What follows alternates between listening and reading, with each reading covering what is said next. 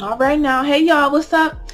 Today's video I'm going to be going over my top 3 resources that I like to use when doing my Forex trading. For those of you who don't know, I am a Forex trader.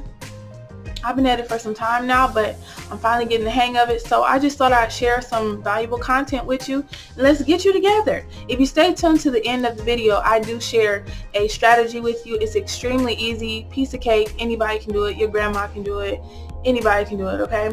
So, like I said, stay tuned to the end of the video. Alright, let's jump on into the content. Oh, side note, if you see me looking down, it's because my computer is here, but you're there. Got it? Got it. Alright, so far, I have already put up everything, and I actually put up an extra bonus piece of material for you by accident. But it's probably not by accident. Maybe God just wanted me to share it with you. So yeah, let's get right on into it. Disclaimer, I am not a financial advisor. Past profits do not guarantee future results. Alright, so the first resource we're on is called Forex Factory, our dear Forex Factory. They've been around for forever. So yeah, you type into Google Forex Factory, you go up to the top, you click on calendar like so, and bam, you will pull up all the news events for the week.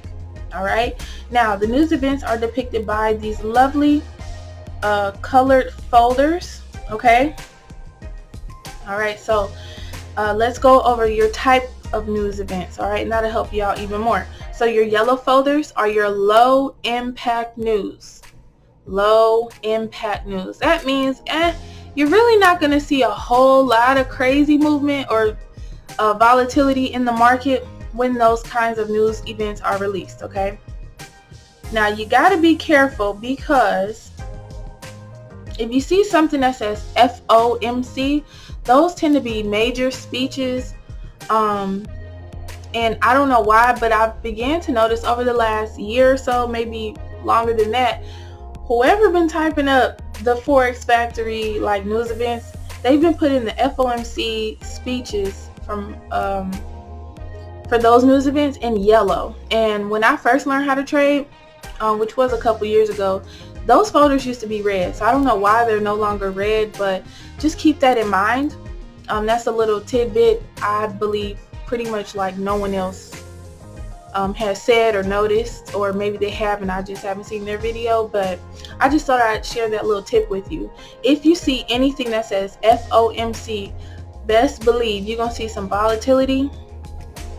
You know, come to think of it, maybe they're trying to pull a fast one. I don't know. Just be mindful and watch, okay? Your second folder is your orange folders. That's like something right in here. That tends to be medium impact news. So you'll see some volatility. They might even be funny and stall the market. You really never know. But just keep in mind to check your calendar before you trade, okay? And then last but not least, we have our lovely red folder. Now here's a speech that is highlighted in red, okay? And it is depicted as a high impact folder. And if you go over here and click on the manila folder, it'll open it, open the actual folder all the way up, and you can see more information. So right here you have your description, your source, your speaker, your usual effect, your FF notes, and why traders care, along with acro expand. So yeah, and this is also a forum, so you can talk and chat with people on here. I don't do that. I'm about my pips, honey, okay? I just come on here, I check my news events, and I keep it pushing. I don't chit chat with nobody up in there. Alright, so another folder you may want to also be mindful of is if you see a gray folder. I'm gonna try and get to it. When I tried to re-record this, I couldn't get to it, but I believe it was for last week, and I saw some gray. Oh, there they go, right there. The French bank holiday and the German bank holiday was apparently last week, last Thursday. So I just wanted you to see, if you see a gray folder on Forex Factory, normally that means a bank holiday. We have our investing.com. Alright, again, you just type it into Google, do your thing, type it on in, and bam, there it is. So investing.com is also another awesome resource. Now they have, in my humble opinion, they tend to have more valuable information on their website. It is one of the first tools I actually learned how to use when I first learned how to trade. Somebody was so kind enough to me to actually show me this, because I didn't even know this was out there. I thought you just trade, hope and pray, wish for the best, you know. No, you do not have to do that if you know how to use your resources correctly, okay? All right, so they too also have a tab for your the news for your pair, excuse me. So you come over here to news and you can click on economic calendar. All right, and they also have other things. They have analysis, charts, technicals, brokers. So like if you're still trying to shop for a broker, you can come on here. You can hover over tools. I mean, they have a plethora of things that you can use on here to help better your Forex trading, or if you trade other things like gold or indices. All right, so there's that. The third resource that I'm going to share with you is, come on, my FX book, why are you messing around? Okay, there we go. I'm like, what in the world? So my FX book, I also use this, but it's in its app form on my phone, on my iPhone, okay? And so this also has the news events highlighted in low, medium, or high impact news. Now, I like my FX book paired with Forex Factory because sometimes there are news events on my FX book that is not on Forex Factory. I don't know why. Don't ask me. Ask whoever is in charge of typing up your news events, okay? And now your bonus piece of information, or bonus resource is my it's not my, it's fxstreet.com. I'm trying to get it out. All right, so this too also has a calendar, and you can also see the news events for that day. I haven't really ever compared the two, but like the other three resources I just showed you, you have your calendar, and then they also have some lovely tabs up here for you to browse through, click on. And then now on to your trading strategy, your bonus trading strategy, your first trading strategy. Anyone can do this. This is so easy, it's ridiculous. And I'm trying to delete my lovely line from my chart before I start going. All right, so we are on, I have now got to my tab of TradingView. TradingView is another platform. You can also trade from it, but I don't. I typically, I'll do my markups on here, or I will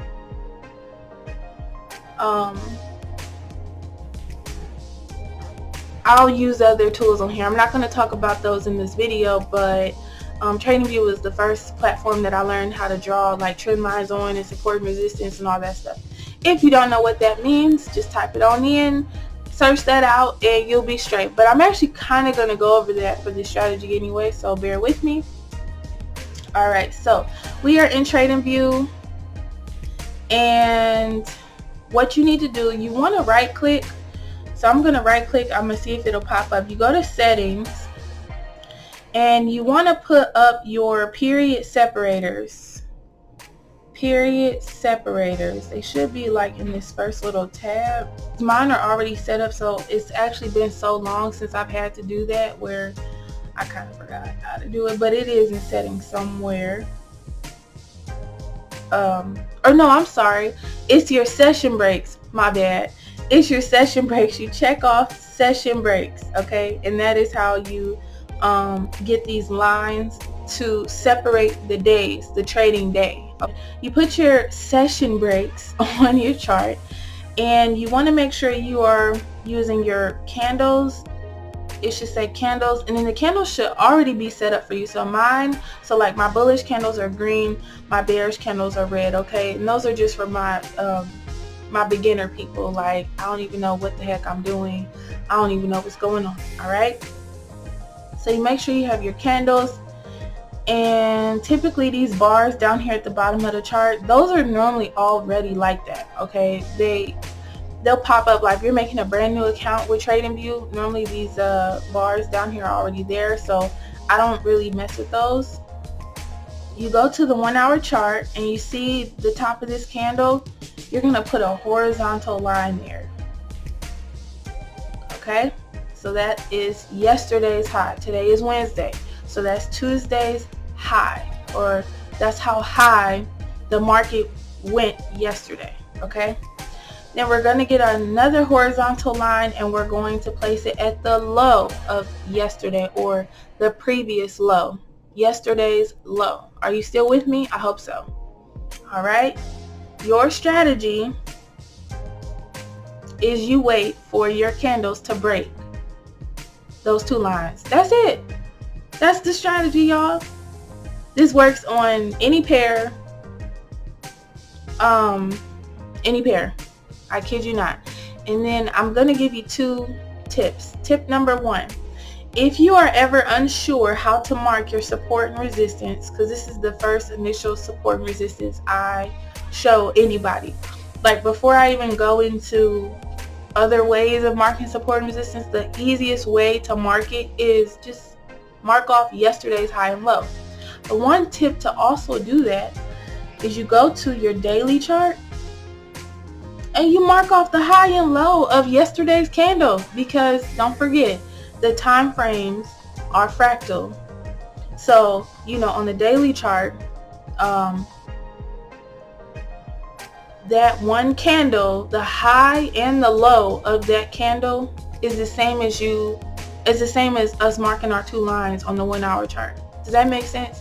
You're literally just marking the high and the low. That's it.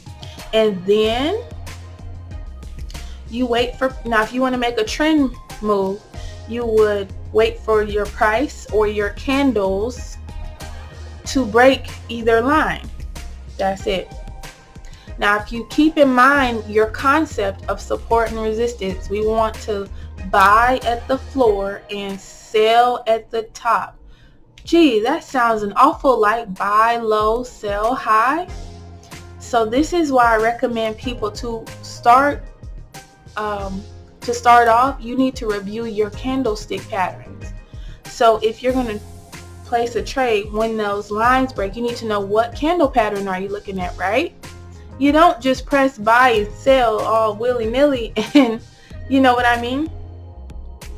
That's it. That's the strategy. Any questions? I hope